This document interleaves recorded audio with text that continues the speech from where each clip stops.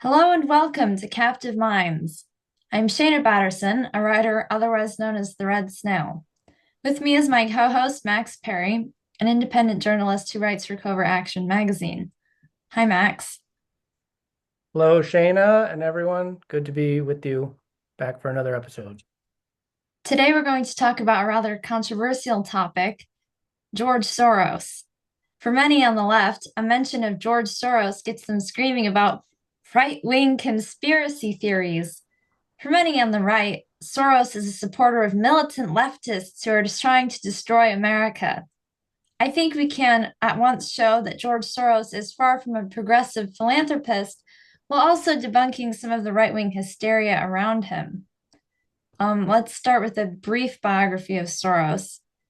Born Georgy Schwartz in 1930 to a prosperous Jewish family in Budapest, Soros was 13 when Nazi Germany occupied Hungary. At 14, Soros posed as the Christian godson of an official working for the Hungarian government's Ministry of Agriculture, a government which was collaborating with the Nazis. At 17, Soros relocated to Paris before moving to England to study at the London School of Economics. Do you want to share that video? Yeah, just to give it some context, this is a excerpt of a interview with CBS 60 Minutes from 1998 that Soros, I think, has gone to great lengths to get scrubbed from the internet because anytime I found a copy of it on YouTube, it's been taken down for obviously for copyright reasons.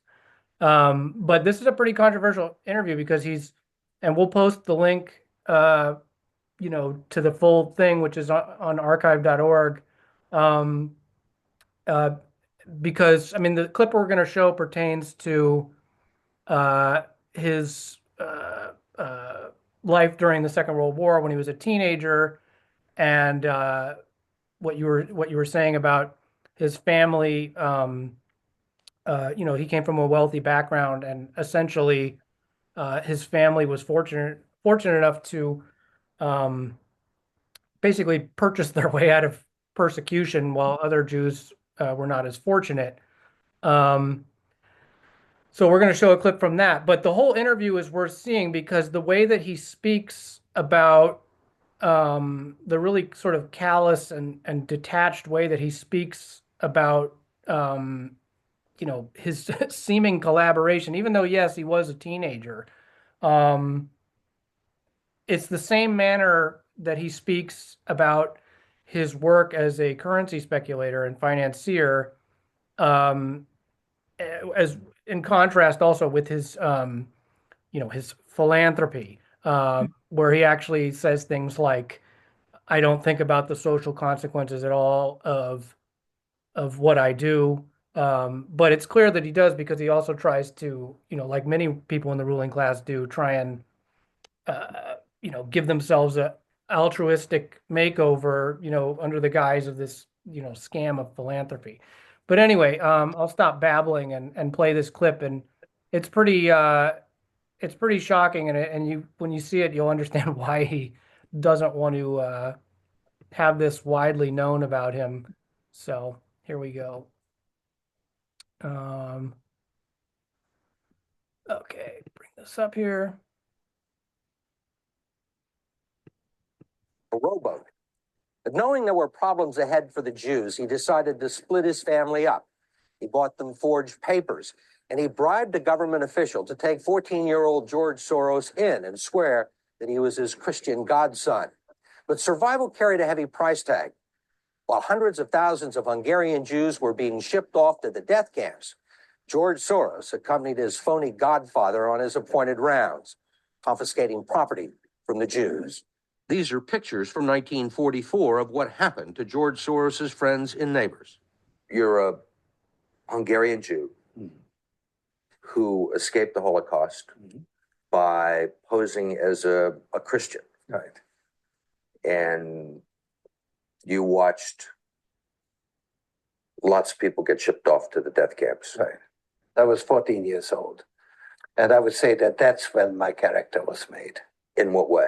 that one should think ahead, one should understand and anticipate events, and one is threatened. It was a tremendous threat of evil. I mean, it was a very personal experience of evil. My understanding is that you went out with this protector of yours who swore that you were his adopted godson. Yes, yes. Went out, in fact, and helped in the confiscation of property from the Jews. That's right. Yes. I mean, that sounds like an experience that would send lots of people to the psychiatric couch for many, many years. Was it difficult? Not at all. Not at all. Maybe as a child you don't see the connection, but it created no problem at all. No feeling of guilt. No. For example, that I'm Jewish, and here I am watching these people go. I could just as easily be there. I should be there. None of that. Well, of course, I could be on the other side, or I could be the one from whom the thing is being taken away.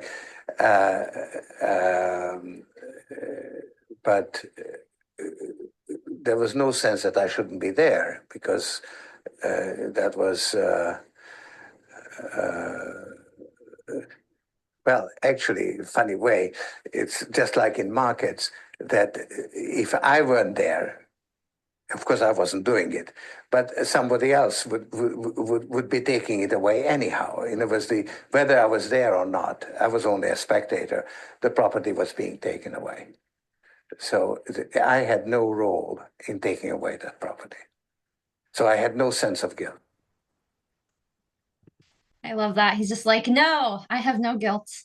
Well, and the fact that he compares it to his market speculation, and that you can really see his inner psychology, how he abstracts what he's doing. You know, you can see where he got that from. I mean, granted, I mean, there were a lot of people persecuted by the Nazis who, you know, to evade, you know, being put in these camps and killed, did stuff like that. But first of all, the inappropriate smiling throughout the whole thing, you know, it's a very revealing interview, and you can almost see that he knows, he realizes what he's divulged, and he's trying to, you know, worm his way out of it with this, but to compare it to his role in currency manipulation. And that's why I suggest people really watch the full interview, because he talks about, for example, the same interviewer grills him about the fact that his currency manipulation in Asian markets like collapsed the economies of like several countries that, you know, had been building up their economy for decades, and then just saw those results instantly wiped out by his, you know, placing these huge bets against their currencies. And he, you know, proceeds to smile and basically blame it on their mismanagement. And this is just the financial aspect of his life and his career and what he does. This isn't even getting into the stuff related to his nonprofits work and his so-called philanthropy and Western foreign policy. So I'll let you continue, but. All right. So when Soros was at the London School of Economics, he studied under Karl Popper. So Karl Popper, Max, do you want to go over Karl Popper? I don't know enough about him to speak. Yeah, well, a lot of I actually didn't know. I mean, I know some. I had known some about him, but I did admittedly have to do quite a bit of reading. I'd always seen his name lumped in with people like Hannah Arendt and other like post-war philosophers from the 20th century, and unfortunately, I mean, you will frequently encounter his name. Because he was actually very influential in the 20th century and features very significantly in intellectual discourse discourse in both, actually, not just politics, but also science and philosophy. In philosophy, he's mostly remembered for his contributions to epistemology, and the categorical criteria in which he worked in epistemology is very similar and is sort of interrelated with his views on politics, which I'll get to in a second. But basically, in his epistemology, he claimed to provide the categorical criteria, or the definitional requirements for differentiating or distinguishing between what qualifies as science or pseudoscience. And actually, the latter category of pseudoscience, that's where he ended up placing Marxism, or rather what he referred to under the umbrella of historicism. And that's sort of where this philosophical or theoretical conflation of fascism and communism that people like himself and Hannah Arendt, that their systemic category of totalitarianism, that's sort of where it begins in his epistemology. But actually, it was his influence in terms of politics that overshadowed his scientific work. But he really, in both, if you look at both of them, he really operates in that binary. And I guess he viewed Marxism as a pseudoscience because it was falsifiable, and that was another criteria that he laid out, because in his book Open Society, he wrote a book called The Open Society and Its Enemies, which George Soros, his Open Society Institute or Foundation, takes its name from. That became a very seminal text as far as laying the groundwork for basically the intellectual argument or justification for so-called liberal democracy in the post-war world. Popper himself, actually, he started out a Marxist. He grew up in Vienna, and even though he was ethnically Jewish, his family was he was raised a Lutheran. His family converted. But he wrote this. He eventually abandoned Marxism or socialism altogether, and he wrote this very long book, Open Society and Its Enemies. And in that book, he tries to explain why democracy, which he interchangeably referred to as an open society, why it was a superior system to both communism and fascism, which automatically positioned the Soviet Union and other Marxist-Leninist states in the same category as, Nazi Germany and fascist Italy and so on. But in both his epistemology and the political sphere, like I was saying earlier, he had a very binary classification, and it's sort of the manner to which he reduced everything. Hence why societies were either open or closed. And of course, liberal democracy, was open, whereas a closed society, was equally comprised of fascist or communist states. And so his political work is based on that outlook. And he also argued that closed societies had philosophical roots in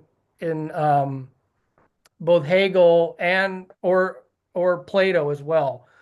But actually, his views on science I should get into first, because basically in his epistemology, he argued that it was impossible to prove that a scientific theory is true.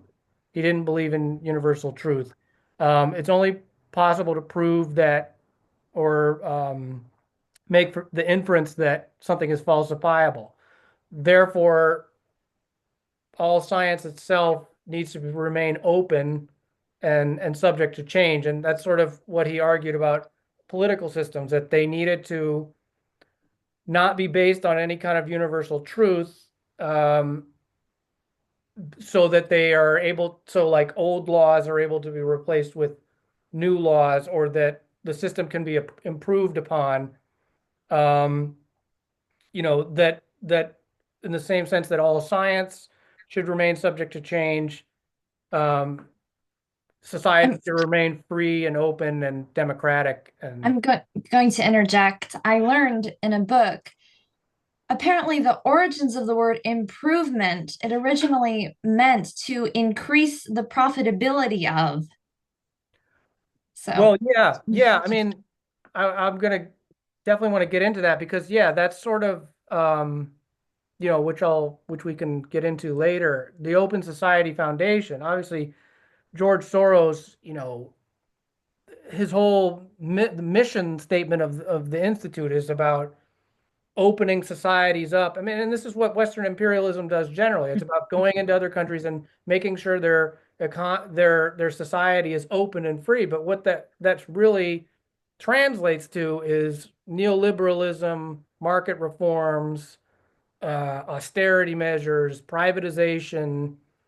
And, if you read Popper, he really has a major issue with, really any kind of central planning or state power, because, I mean, there's an equation that's being made with, essentially a strong central government, no matter what its political character is, an equation between that and, repression and that, the less I mean, essentially regulation and government oversight and a uh, strong central government, that's the opposite of a free and open and freedom of expression and free speech and all that. So that's a very good important point you made, because that's sort of, on reading his work, or even what the Open Society Foundation does on the surface, it sounds like a good thing. It sounds like uh, altruistic and benevolent, but it's really something that's used for a sinister purpose. But this is who influenced Soros as far as uh, what the purported basis of the work that his nonprofit does. And Popper got this whole emphasis on uh, individual liberty and liberal freedoms in the classical liberal sense as the basis for forming an open society.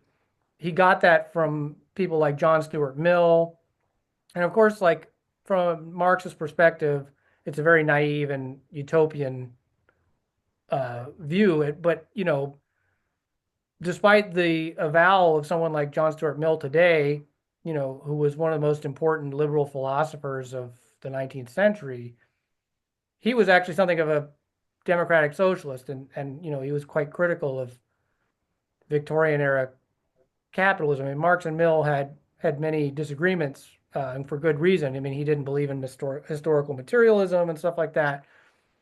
But despite his arguments for free speech, he wasn't as big of a proponent of private property rights, and he was basically like a liberal socialist, an elitist socialist. But so Popper took that from Mill, but he also differed from Mill in the sense that he rejected historicism altogether. Mill did believe in historical progress, and that there are laws that govern history and development, whereas Popper was heavily critical of any notion of historical laws, and in fact argued that it was organizing a society around that way was ideologically dangerous and inevitably led to totalitarianism, which is why he said, societies should be organized in such a way that it always guarantees freedom of speech, and that you know reforms can replace previously obsolete ways of uh, of doing things. Um, and of course, there's an inherent, from a Marxist perspective, there's a very inherent contradiction in his work, in my view, because like say, for example, the Soviet Union, which was founded after the Russian Revolution, they had a revolution that, replaced a previously repressive, uh, basically feudal system, and they improved upon it. But for Popper also, because, I mean, this is another really hypocritical thing, but he actually argues this, that because there was violence involved, it was basically by force and therefore illegitimate, which of course is, just also uh, totally historically revisionist because, well, actually, I've got it here. I mean, this book does a great job showing, talking about uh, War and Revolution, Rethinking the 20th Century by Domenico Lacerdo, really skewers uh, conservative historians, this like very, uh, you know, uh, historically revisionist account that's always given of not just the American Revolution, the English Revolution, where there was violence and terror and I was, all the things that I they was, argue are inevitable, that were in the French and Russian revolutions. But what were you going to say? I was just going to say, well, then by Popper's logic, did he consider the American Revolution illegitimate because there was violence? I mean, you can see how would have worked himself into a corner.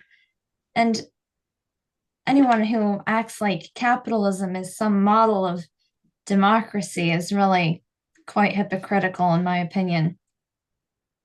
Yeah, absolutely. Um, yeah, I mean, proponents of liberal democracy, they have a very selective view of violence in revolutions and violence, period. I mean, the way that, like you're saying, I mean, that the way that the American empire, has exported democracy, using violence and invasions and all that. And free, and even, in the English and American revolutions, freedom of speech was used to incite violence and to cause social transformation. But nevertheless, that's what Popper argued against, the legitimacy of the revolution that produced the Soviet Union. And you know, Popper, like I said, he began as a Marxist and then eventually abandoned that, but then he eventually gave up on socialism altogether. Um, I guess he became delusioned with Marxism and rejected, uh, even socialism of the non-Marxist variety. And I guess he viewed it as falsifiable because Marx and Engels failed to predict that socialist revolutions didn't happen worldwide successfully. But I think that that's really also a logical fallacy because at the time that he was writing, half the world was under Marxist-Leninist states, basically, and while the other half was capitalist. So you could make the same argument that I don't know, Adam Smith or whoever, whatever was falsifiable. But Well, Popper sounds very much a forerunner of postmodernism in a sense, and definitely of neoliberalism. I mean, if you didn't think there was any such thing as universal truth. well, I mean, I guess yes, definitely, yeah, definitely. Um, but he argued that basically that violence is the opposite of the use of critical rationality, and that in a democracy, political issues should always be worked out through rational debate, or not, not violence. And this is what's said to have had an influence on Soros and the role of civil society organizations. And it's also reflected in, Soros's philanthropic support for socially liberal policies, and lobbying groups, and how something like the sexual revolution or sexual liberation movements, those kind of come from Popperian point of view, and why those are seen as authentic, because those weren't waged through force or violence. They were done. Of course, people like ourselves would have a counter argument that the sex trade is very violent. A lot of these things that, like, the Open Society Foundation, supports. Like, for example, I remember when I was living in New York, there was like a big sex worker convention that they had, and it was sponsored by the OSF, and of course, stuff like that, it portrays it as liberating without addressing the violence and exploitation within the sex industry, and you could argue even is helping facilitate it.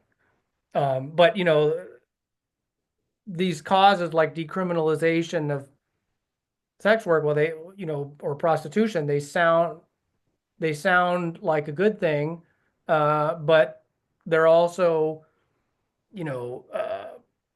can legitimate an exploitative industry. Like, so anyway, that's sort of where the, like, individual socially liberal policies that that Soros and his foundation advocate.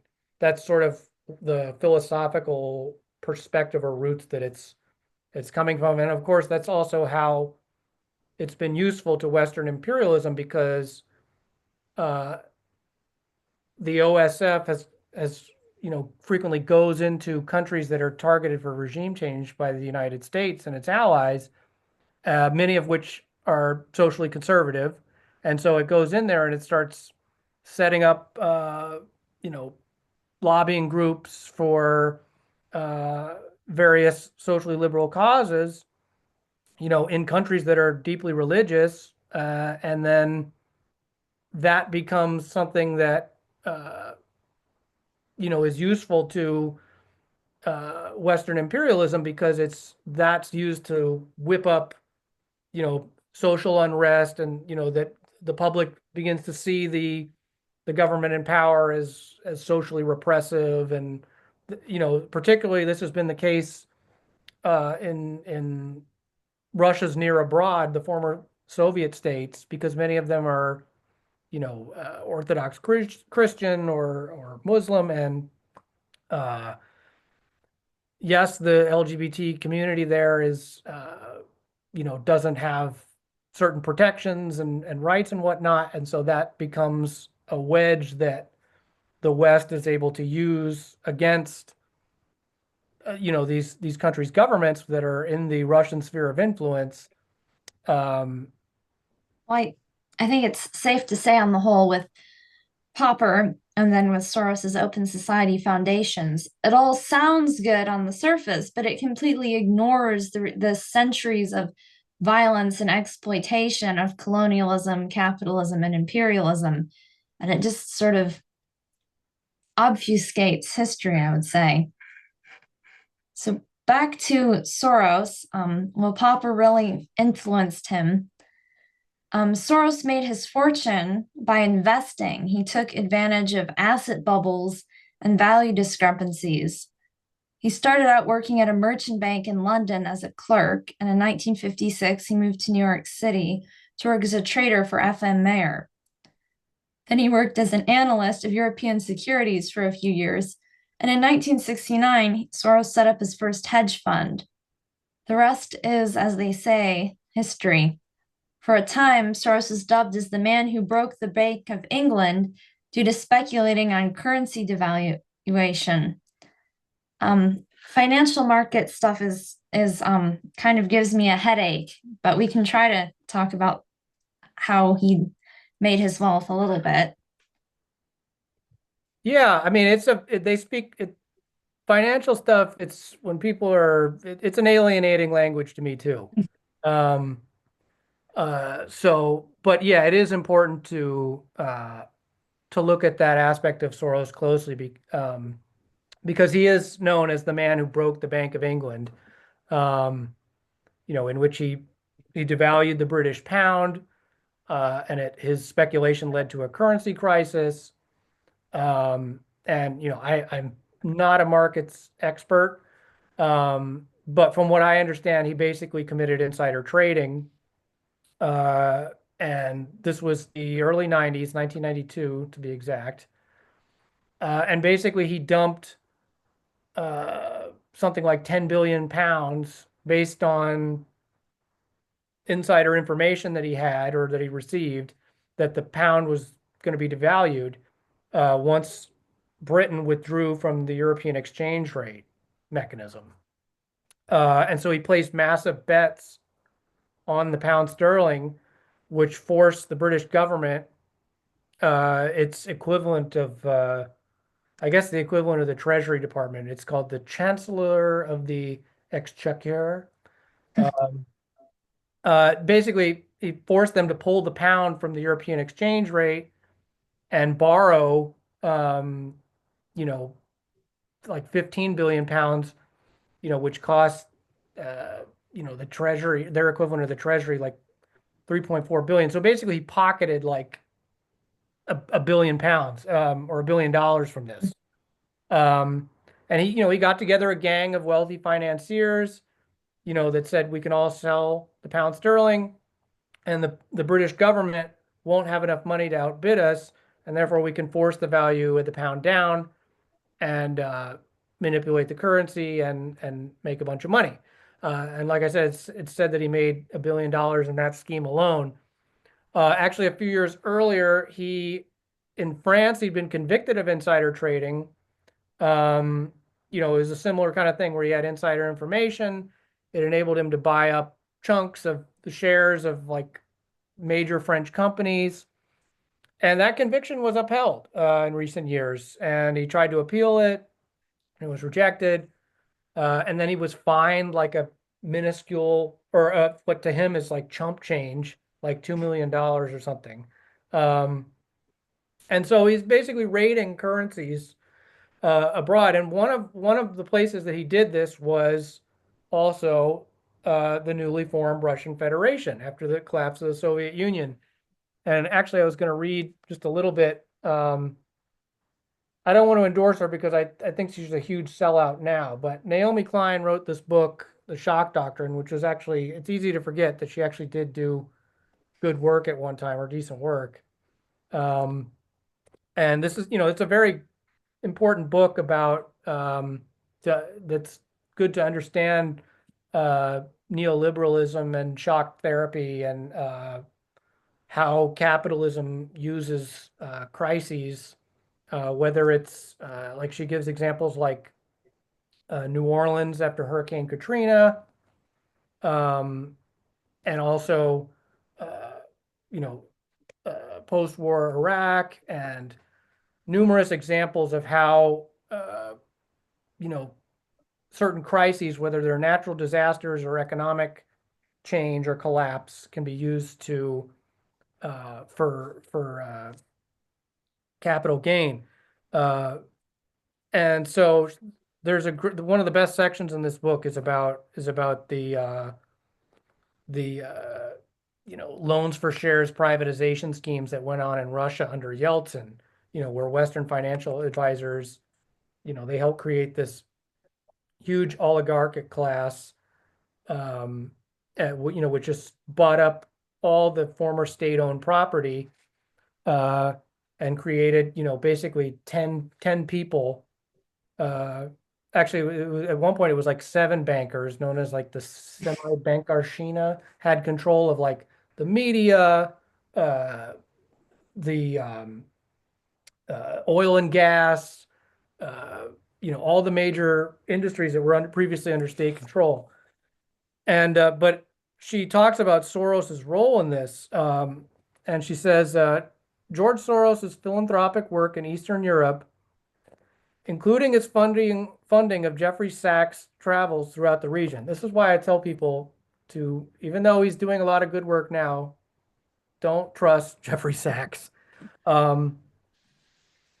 Has not been immune to controversy. There is no doubt that Soros was committed to the cause of democratization in the Eastern Bloc, but he also had clear economic interests in the kind of economic reform accompanying that democratization.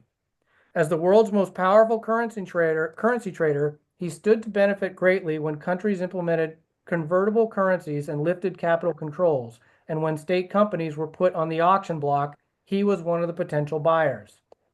It would have been perfectly legal for Soros to profit directly from the markets he, as a philanthropist, was helping to open up, but it would not have looked particularly good.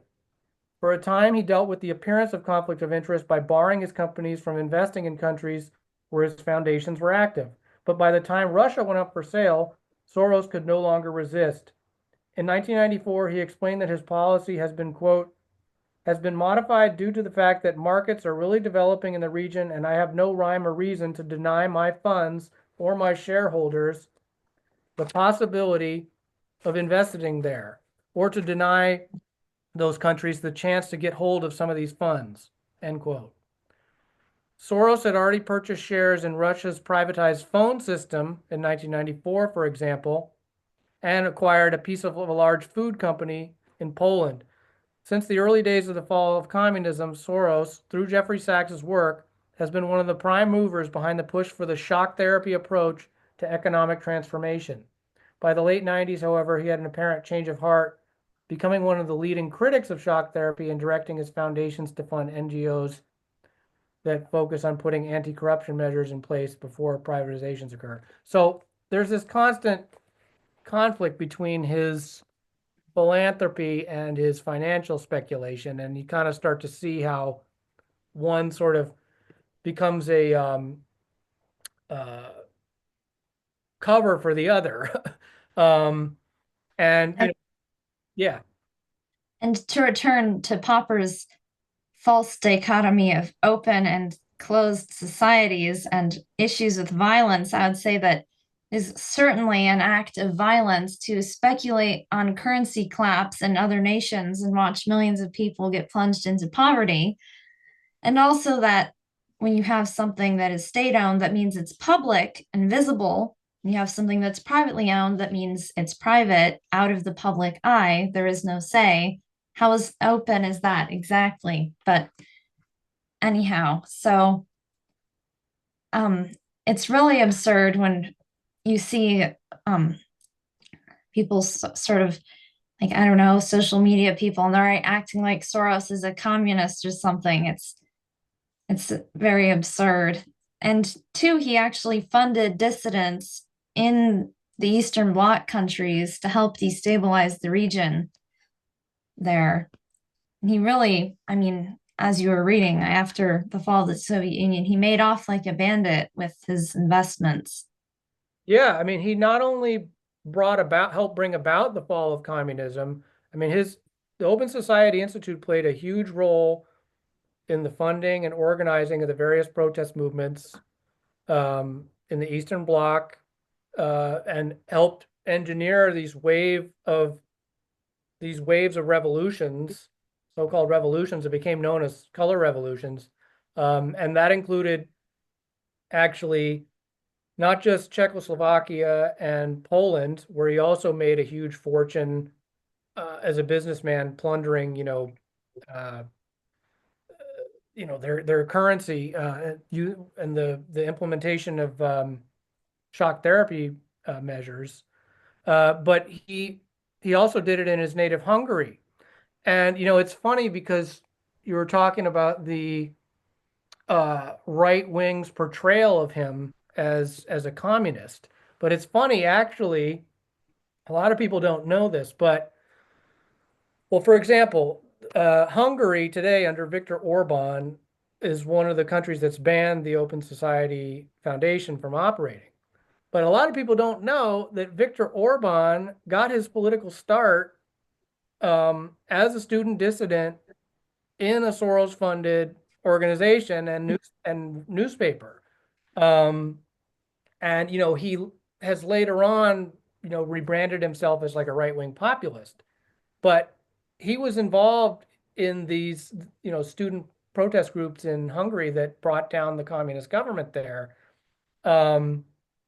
And so, yeah, the right he's one of the people that's really helped rewrite the history that Soros is like a communist because he supports socially liberal stuff. When in fact, Soros helped bring down the fall of communism or bring down communism in a country like Hungary with Viktor Orban's help. So yeah, I mean, it's just insane. You know, and it's for that reason, like a lot of these right-wing populists, they will cite the fact that Soros helped fund a lot of these color revolutions that happened in post-Soviet Russia, these countries that are socially conservative and capitalist, basically. But they don't want to talk about the initial wave of color revolutions funded because it gets in the way of their narrative. So, yeah, I mean, he was involved with Poland's solidarity movement. And this also shows how Open Society Foundation is really a CIA cutout because, like we were discussing in previous podcasts, the Church Committee and the Rockefeller Commission exposed, the CIA's meddling in sovereign countries' affairs and orchestrating these coups, and so on and so forth. And so after those congressional investigations, the CIA had to become a lot more covert and a lot more sophisticated as to how it conducts regime change. And that involved the stepping up of the use of NGOs. And that's why in the Reagan administration, the National Endowment for Democracy was founded. But that also involved using NGOs like the Open Society Institute. And if you look at their activities, they always line up with whatever, Western foreign policy interests are to a T. You're not going to see, the Open Society Institute. I mean, maybe they'll be advocating some of the socially liberal causes, but you're not going to see them operating in like countries that are aligned with the West. It's always in countries that have been targeted or in the gun sights of imperialism. And like, so for example, Poland, Solidarity, that protest movement, that was ostensibly a trade union,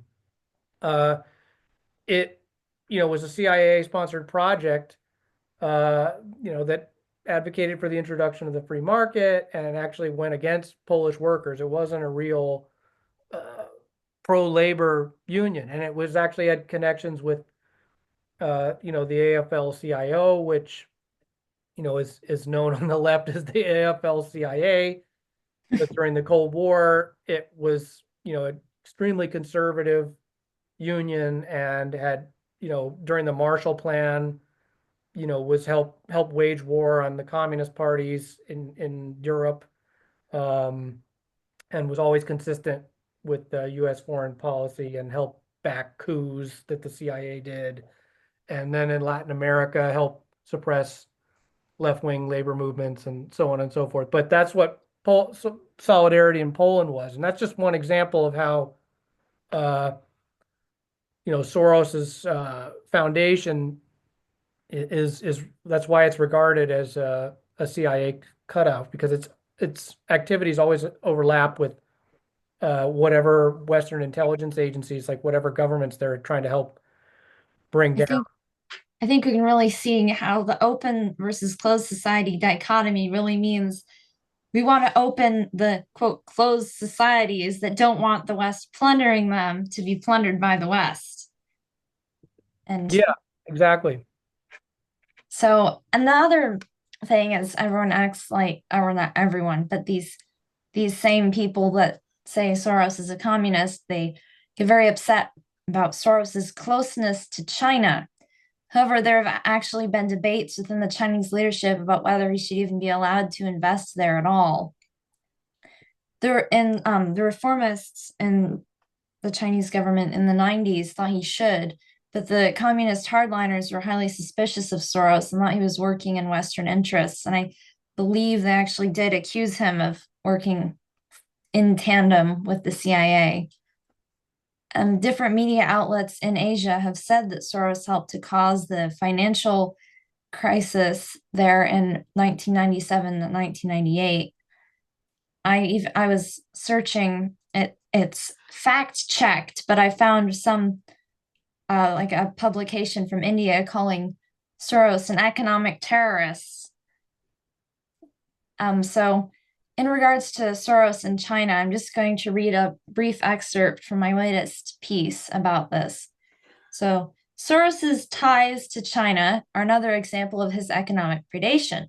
He only cozies up to the Chinese government when he thinks it will serve his financial interests.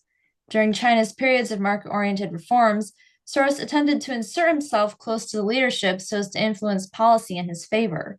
Yet the Minister of State Security from 1985 to 1998 became very suspicious of Soros's activities, and it was declared that Soros was not welcome in China anymore. He and his foundations were banned from the country for 12 years. Recently, as China has attempted to get more control over the market, Soros has ceased to feel so diplomatic. In fact, Soros has repeatedly criticized Xi Jinping's leadership, practically advocating his replacement.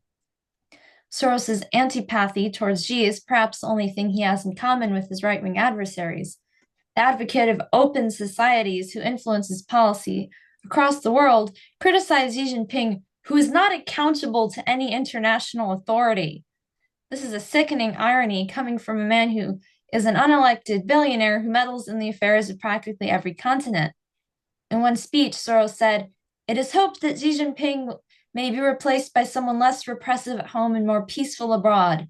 This would remove the greatest threat that open societies face today, and they should do everything within their power to encourage China to move in the desired direction." Close quote.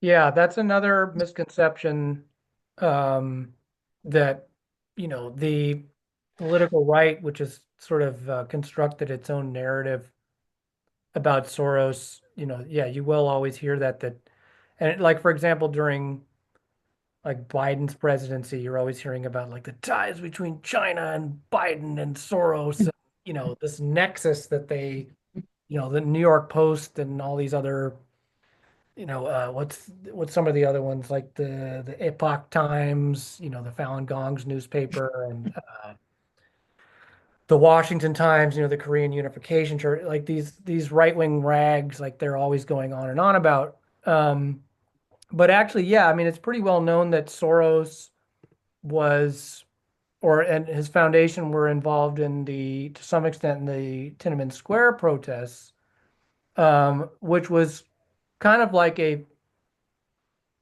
was a color revolution, but it was also a failed one. It didn't work because part of the whole strategy of color revolutions is to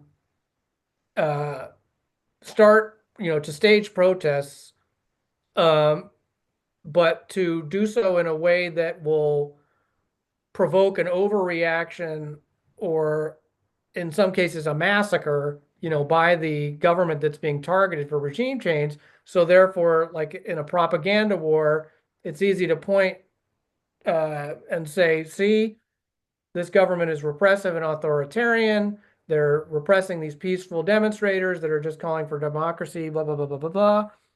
And therefore the protest will widen, and, it'll justify, whatever kind of intervention is going on. I mean, in Ukraine in 2014, it worked like a charm. And in that one, they even, there was clearly other stuff that went on with like mysterious snipers on rooftops and stuff. But it was the same thing. It was pro democracy protests. Usually they use a contested election scenario. That's what they did in Ukraine in 2004, in Georgia in 2003, Kyrgyzstan, so on and so forth. It's always, there's a very close election. The usually the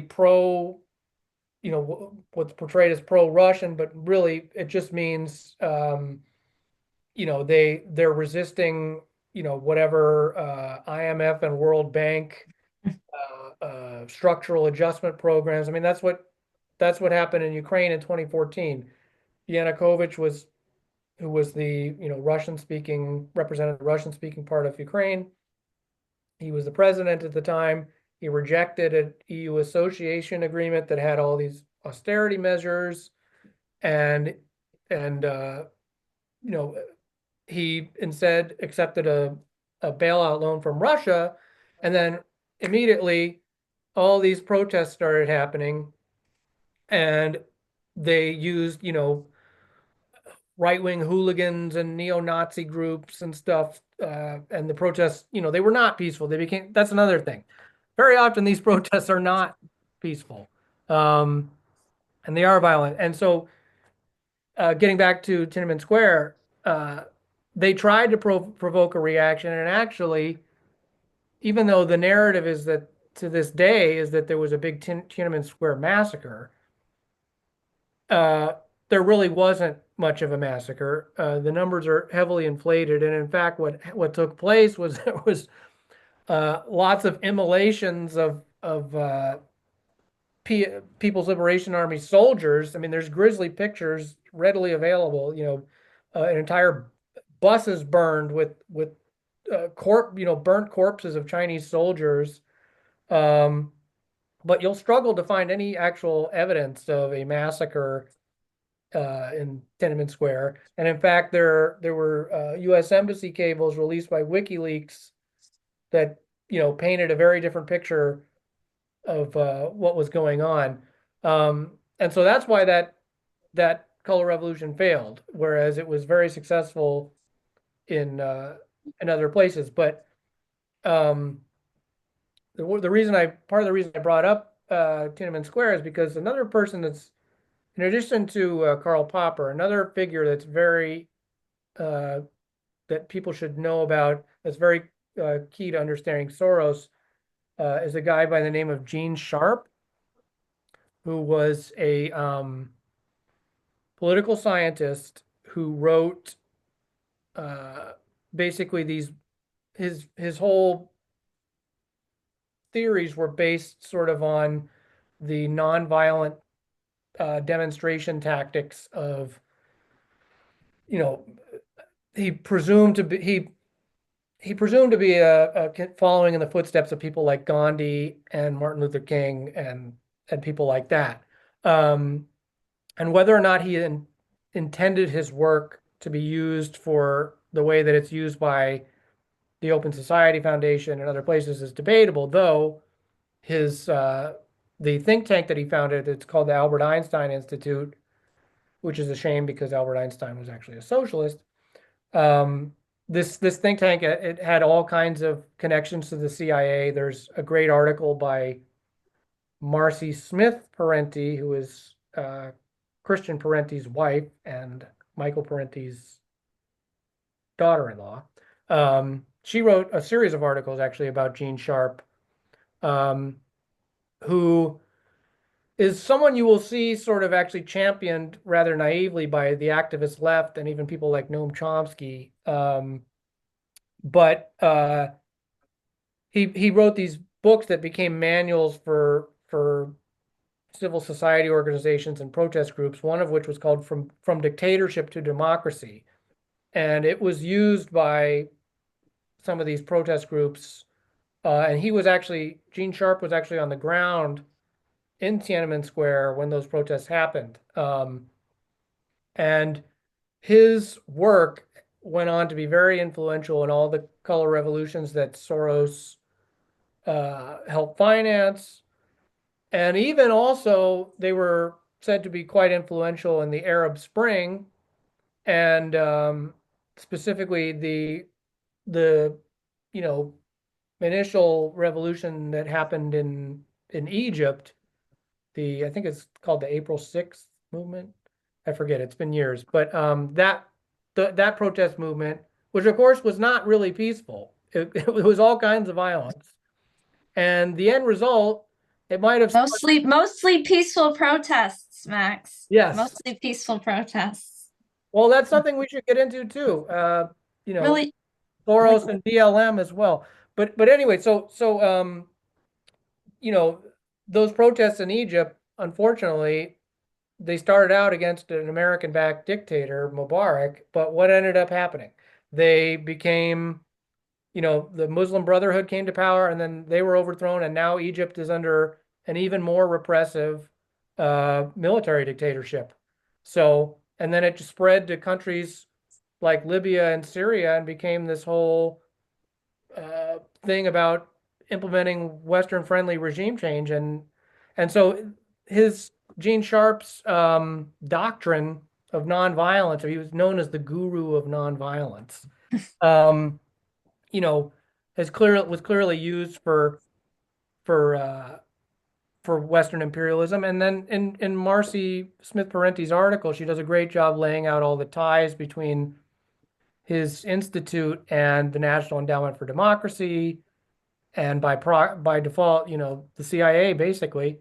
Um, and that's another, a lot of the protest movements that were involved in these color revolutions that Soros financed, starting with in Serbia in 2000, the protests that overthrew Milosevic. There was a group called Otpor, and they were very influenced by Gene Sharp and used his methods. And now you can go online and look up the founder of Otpor. His name is Sergej Popovich. There's all these TED Talks with him talking, giving these lectures about how to bring down a dictator, using nonviolent tactics and so on and so forth. But that's another important name that people should know. And we'll post a link to Marcy Smith Parenti's articles as well. Before we move on to Soros and BLM, let me just screen share. So this is a famous picture from Tiananmen Square. And we can see the tanks stopped for this guy with, looks like he has shopping bags. I can't really tell. But needless to say, if it was as brutal as a repression as it was made out to seem, the tanks would have just mowed him down, as the tanks do. And when there have been a lot of activists that went to help the Palestinians killed because of the Israeli tanks just mowing them down. Rachel Corrie. Yeah, Rachel Corrie got run over by a Caterpillar bulldozer. And actually, supposedly that picture was not even taken on the day of the supposed Tiananmen Square massacre. I think it was taken either the day before or the day after. I can't remember. So it's not even from that, because you'll notice the Tiananmen Square is empty. Where are the thousands of protesters? It was full of protesters. So it's just a propaganda stunt.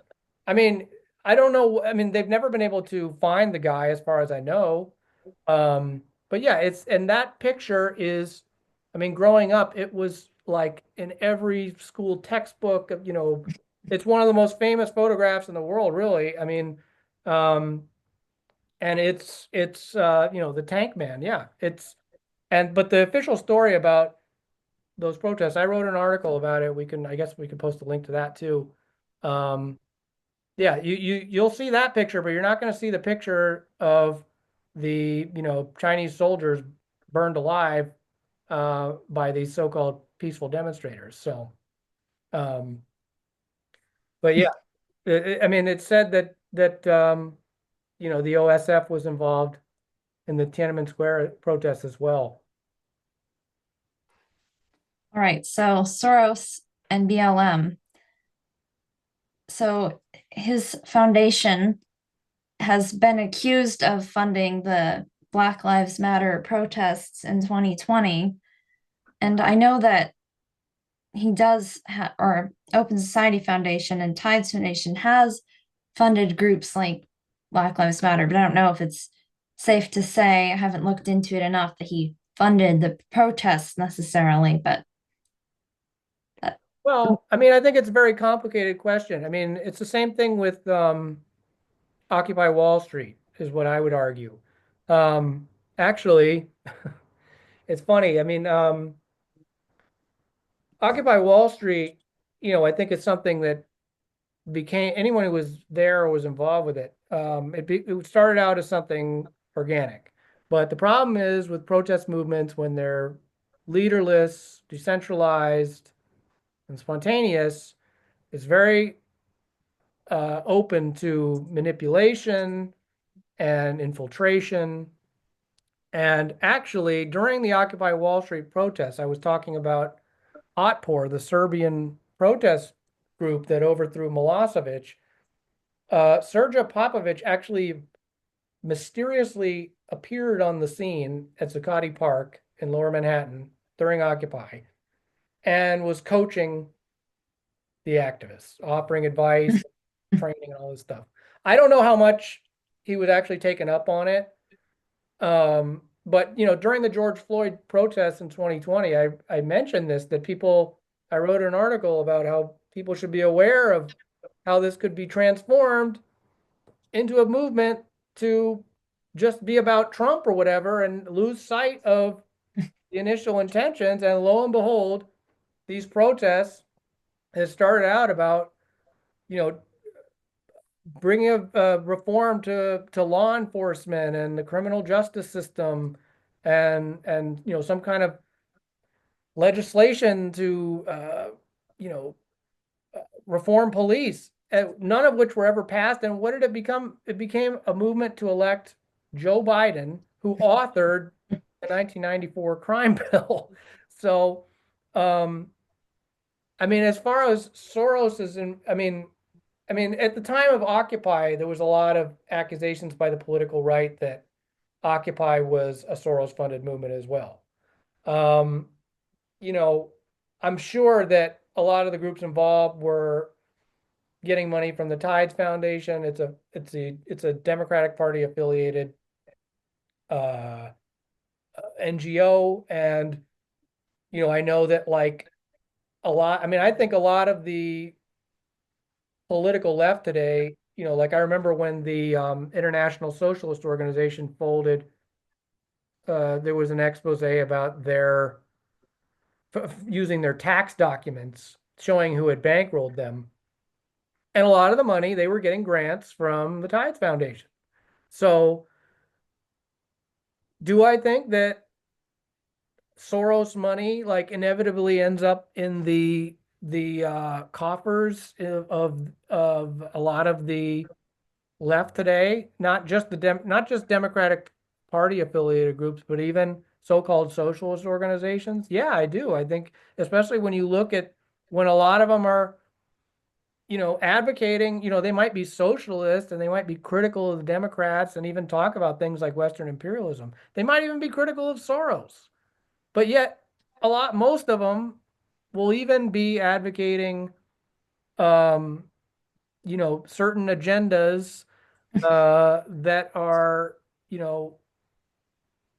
very in line with, I don't know if you want to call it wokeism or whatever, whether it's gender ideology or, I mean, a similar example, his name escapes me, but there's a guy that's, uh, I believe Medea Benjamin from Code Pink is married to. I think he's either Chinese or Indian. I think he's Indian, and he's a big, very wealthy philanthropist, and he's known to be the sponsor of a lot of these, not just Code Pink, but like organizations on the left, like that are affiliated with the Answer Coalition. And because a lot of these groups, I think that they're very corralled. I mean, they might be good on foreign policy issues and so on and so forth, but they all are basically tailing. First of all, they're tailing to the Democratic Party 90% of the time. That's who they're trying to recruit from. They're not trying to recruit from the working class. They're tailing to students, minorities. Uh, they're very compatible, despite whatever. I mean, a lot of them do good work. I'm not knocking that. I've known many people over the years that were involved with those organizations, but I don't think it's a coincidence when you look at who's bankrolling them.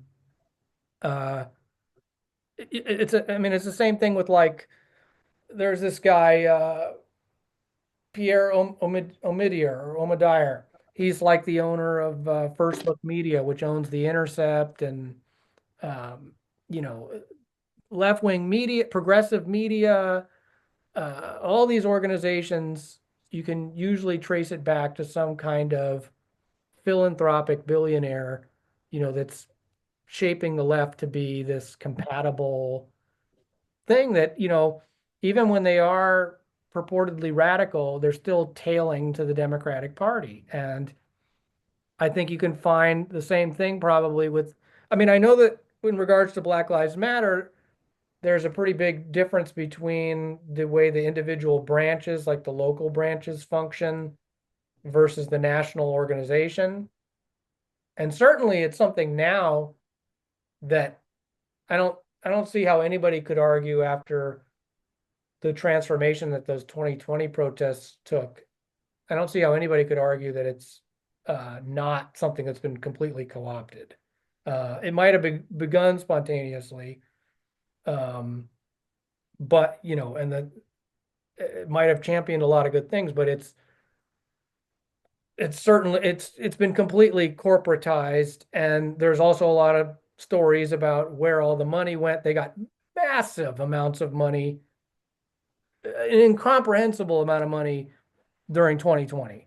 And it seemingly went to personally enriching a lot of the main activists. And the other thing about BLM that's always been an issue for me is that, I mean, first of all, I think most of the core group of founders were like, pretty sure they were all Black lesbians. And one of the uh, main objections you will encounter with other people in certain sections of the Black left, at least, is that there's been a pretty big conflation between, you know, the LGBT struggle or cause or whatever with, you know, civil rights pertaining to Black Americans. So there, and that's, you know, I think for understandable reasons also alienated a lot of people that would otherwise participate who might, you know, because a lot of Black Americans are either religious or socially conservative. And so you will frequently see that criticism from people uh, in regard to Black Lives Matter. But do I I think that Soros is like behind Black Lives Matter? I think that's an oversimplified narrative, but there probably is some kernels of truth to it. Just like it's true that there was probably some of his money somewhere behind the scenes with something like Occupy. I think too, with the way the BLM process kind of escalated in 2020, then you had this stuff with like Chaz and whatnot. I think it made a lot of people actually support more policing, as sort of like in response to that.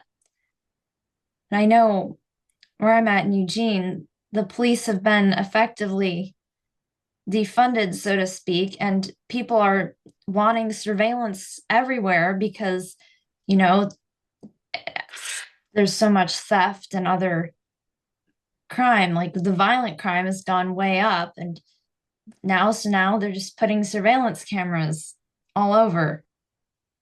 Yeah, and that's not accidental. I mean, I think that that's actually a strategy by law enforcement to you know, respond to those protests, being like, okay, well, we're not going to show up when you call and there's an emergency, and therefore, you know, it creates.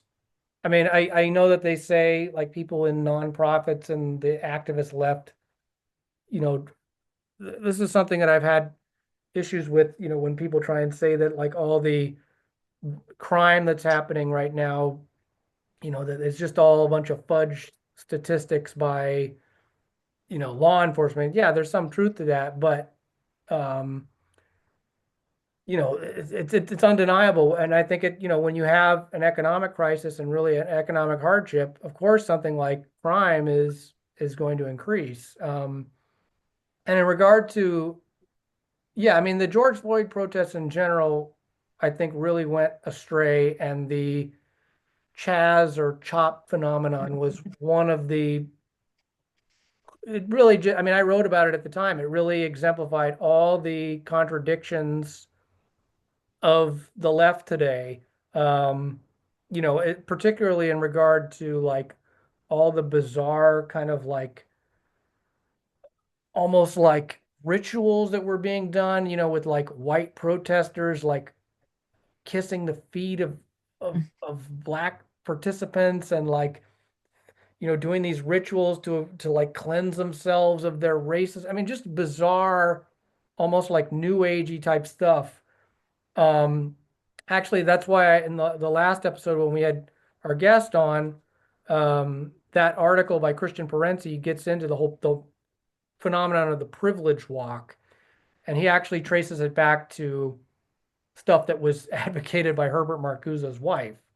So that's another whole thing about, the right taking kernels of truth and blowing it up into this whole big, big grand thing. But no, those protests, and actually they were so bizarre. And the other thing that I wrote about was the fact that, the whole notion of an autonomous zone that those that Chaz was, claiming to be this occupied area. That's sort of like loosely based on what, the Kurds in Syria, uh, they have an autonomous federation there. And a lot of those kind of like anarcho, um, pseudo left types, the Antifa adjacent people, they're huge proponents of Rojava, or the Kurdish enclave there. And I wrote about how, there was sort of like a bizarre loose connection because, there have been Western volunteers like fighting alongside the Kurds in Syria, like claiming to be the new Abraham Lincoln Battalion, which was, were the volunteers that fought in the Spanish Civil War. Uh, the problem is that the Kurds are fighting alongside the U.S. military, and like they're allowing U.S. military bases on their territory, and they're stealing oil, and also like their whole purported leftism of the Peshmerga or whatever is very, like they're ethno-nationalists. They're not really, I mean, they might have espoused leftist politics, but they're not really, um, they're Kurdish nationalists. They're not, this idea that they're founding this autonomous zone or this feminist utopia is very, very open to question. So that was another aspect to that whole phenomenon that was, I mean, those protests just exhibited every single possible uh, negative aspect of the U.S. left today. And the other thing is, like, if you talk to people now specifically about Soros, getting back to Soros, um, there's a real naivete on the left, like about him, where like people will kind of joke around, like, oh yeah, we're Soros protesters, or they almost mock the right wing's accusations about him being, this puppet master that is controlling the left. But there's a degree of truth to it, and it's incredibly naive to dismiss his level of influence. And you also get accusations of anti-Semitism, because he's Jewish, uh, and anytime you speak the truth about the left today, you're going to be Smeared. basically called a crypto fascist or whatever. That's the reality of the situation we're in. But George Soros is an extremely nefarious individual who unfortunately has manipulated the left into taking a lot of terrible positions on things. I And th yeah, he can't be underestimated. I think that the right just gets it reversed. They're saying, well, he's doing this because he wants to destroy America and he's this militant leftist, whereas rather he wants to help make the left compatible so he can keep doing his financial stuff and, furthering the interests of US imperialism. Yeah, no, it's and there's even like I mean, in recent years actually, he founded actually with one of the Koch brothers of all people, who's a right who kind of is the right-wing equivalent of Soros, the Koch brothers, because they do a similar thing, like with astroturfing. Like everyone said, I mean, there were a lot of exposés, like for example, when the Tea Party movement started, there were all these exposés about how these right-wing billionaires were financing these protests. These are not authentic or grassroots. These people appearing in these places don't live there. They're being transported. Um, that's what Soros does on the left. I mean, look at these hands-off protests that just happened in DC recently. Those protests were clearly designed to move people away from, or at least overshadow, all the planned demonstrations related to Gaza. And they brought people in on buses from around the country. This was classic astroturfing. So most people on the liberal left are not naive about what the Koch brothers do, and what the Tea Party movement and all that was about. But the same thing goes on the liberal left. In fact, probably even more so. And yeah, those hands-off protests were a perfect example. And the way that I mean, what I was starting to talk about with in regard to the Koch brothers and Soros, one of the Koch brothers and Soros, they recently founded, I believe it's the Quincy Institute for Statecraft, which is like this think tank that's like supposedly dedicated towards scaling back America's wars abroad, which sounds like a good thing. And if you actually go to their website, they have a lot of really interesting, well-researched articles related to U.S. foreign policy. But it's clear the reason that the two of them are putting money behind this is because they want to control and shape and manipulate the anti-war movement into something that's compatible. And you can't underestimate the level of influence that these billionaires have, and it's very naive to dismiss it as and especially to regard anyone who brings it up or dares speak about it as right wing or an anti-Semite or whatever. I was just thinking about the biggest irony of the hands-off protests that they're, hands off NATO. And, they're fighting fascism, yet NATO, almost all of the first heads of NATO were former Nazis. So it's like, what? Well, yeah, that was, I mean, first of all, they had NATO next to, there was all these like random demands on there, but they had NATO right next to cancer research. Now, in Serbia, which we were talking about earlier, in 1999, NATO bombed Serbia, Belgrade, for 3 months. And since then, they have had the highest cancer rate in all of Europe because NATO used depleted uranium, which led the country to have the highest rate of oncological cancerous, illnesses in the whole continent. I mean, just the total ignorance about NATO's history. And there was no mention of Gaza. No mention of Gaza. It doesn't appear once in the demands. And also the other sinister thing about those protests is that it's a deliberate attempt to wed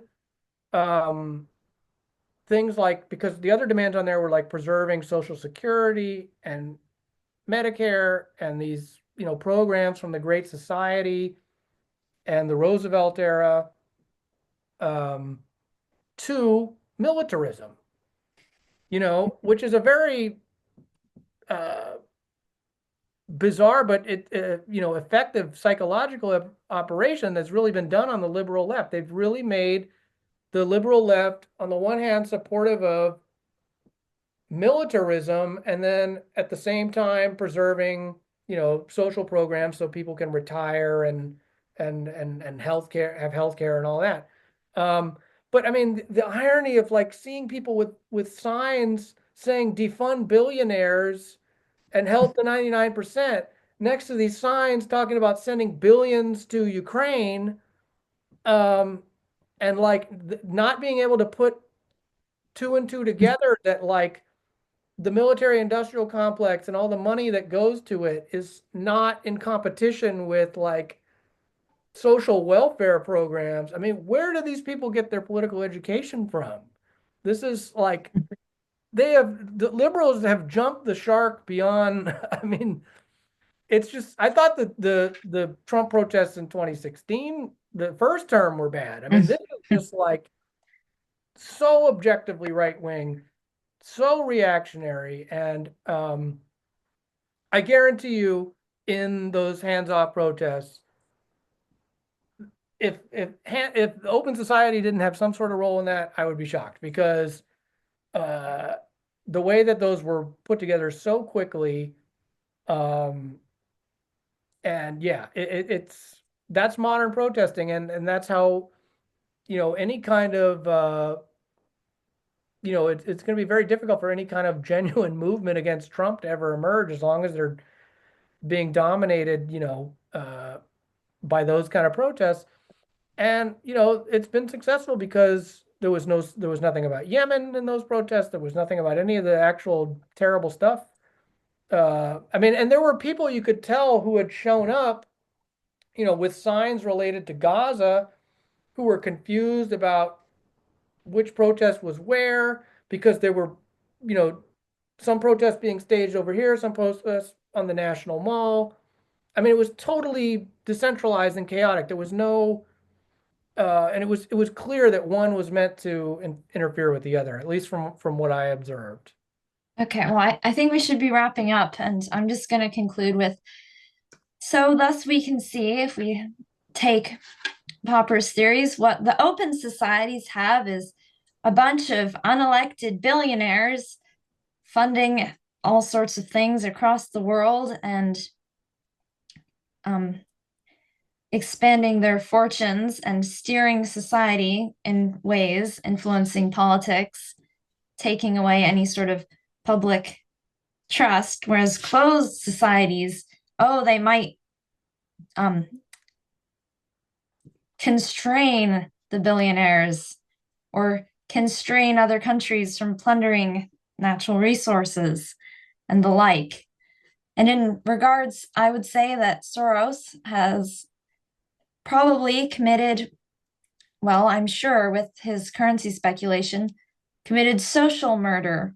I'm going to read this quote from Engels because it's a very good quote. It says, "When one individual inflicts bodily injury upon another, such that death results, we call the deed manslaughter. When the assailant knew in advance that the injury would be fatal, we call his deed murder.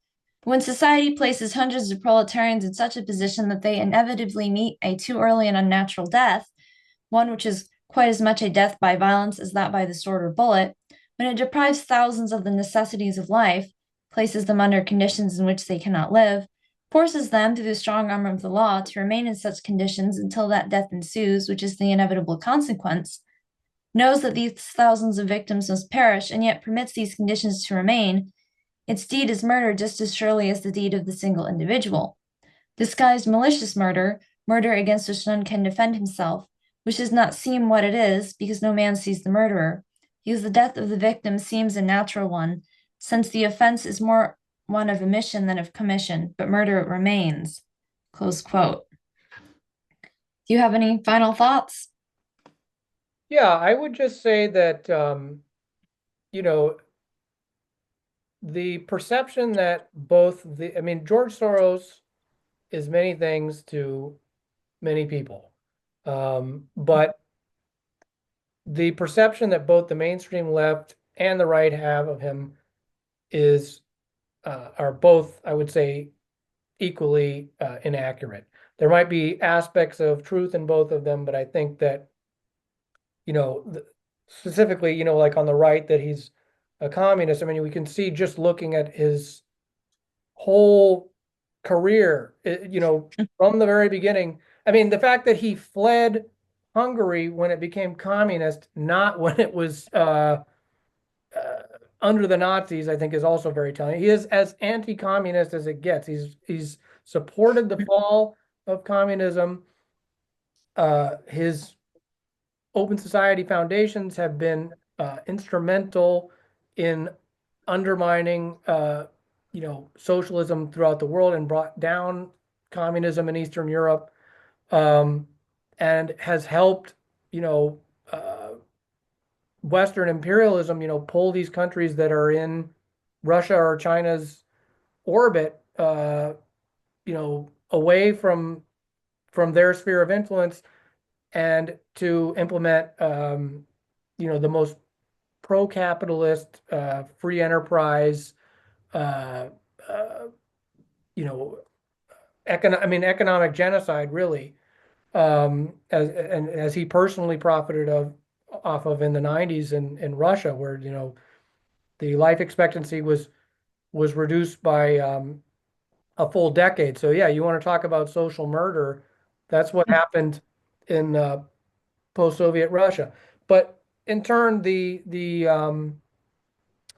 perspective that the liberal left has of him, I think, is one that's very naive and short-sighted, and you know, uh, he has played a very significant role in defanging and corralling protest movements that are about important things, like, for example, Occupy Wall Street, which was about addressing, the fallout of the 2008 economic crash and the concentration of wealth in the hands of fewer and fewer people, in the same way that the, BLM protests, which are about something that is legitimate, the racism in this country and the way that, the criminal justice system, disproportionately, uh, and prison industrial complex disproportionately uh,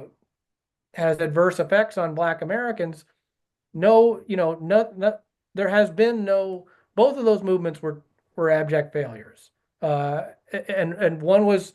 Both of them were absorbed into pro-establishment agendas by the Democratic Party. That's the function that Soros has actually served on the left, in addition to what he's done abroad. So I think getting a real understanding of him and being able to have a real conversation instead of these, accusations of anti-Semitism and that you're just emulating what the right is saying.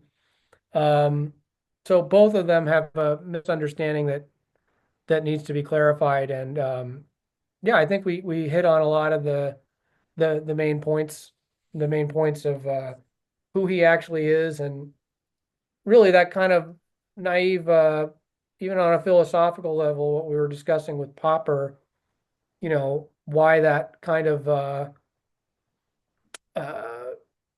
that kind of liberal politics is really naive, and how it's actually been used to, I mean, nonviolent protests, nonviolent action, or you know, that the what Popper was, his reasons for dismissing Marxism and the Russian Revolution, because it was something that came about by violent force. Um, Look at the actual social violence that, his philosophy has been used, by people like George Soros and Gene Sharp and so on and so forth.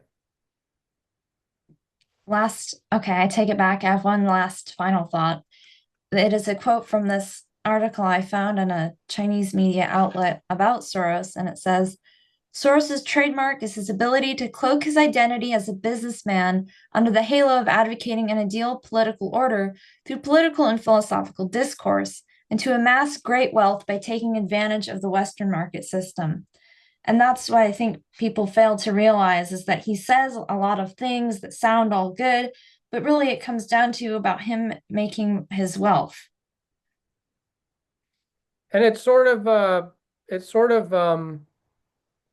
my final thought. I think it sort of, exposes the whole scam of philanthropy in general, that it's something that the ruling class, and that's what George Soros is, a member of the ruling class, that they use to, give this portrayal that makes them look better, but it's really not. It's about personal gain. Whether it's about, people donating money to to things to write off their tax, be put in a different tax bracket. Where at the same time they can look like they're someone that's helping the community and helping, and just watch the Soros interview and you can see his psychology of what he thinks he's doing versus what he's actually doing. Yeah, I think he's really actually exemplary of that aspect of the ruling class and the strategy they use to maintain their dominance. All right. Well, thank you everyone for listening, and we'll be back next week.